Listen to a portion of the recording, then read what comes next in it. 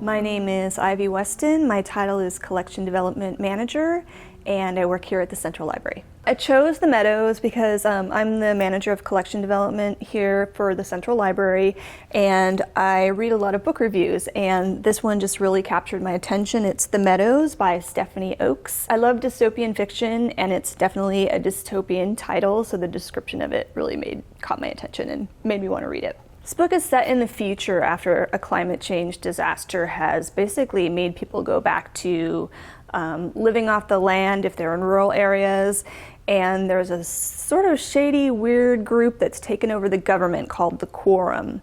And so people are living in this society that doesn't resemble what we have right now.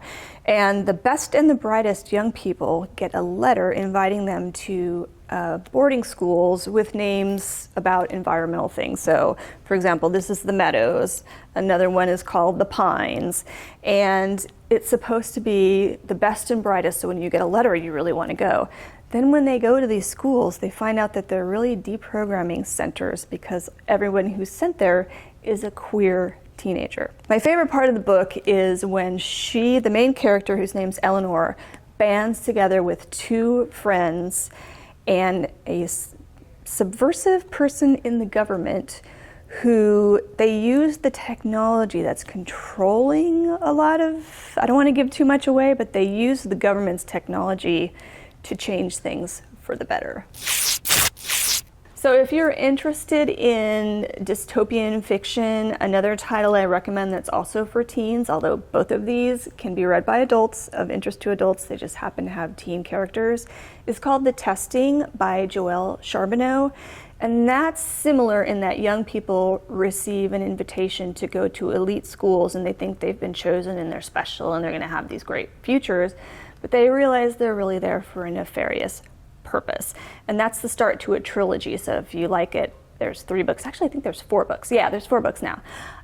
Secondly, I would recommend a book called The Seep.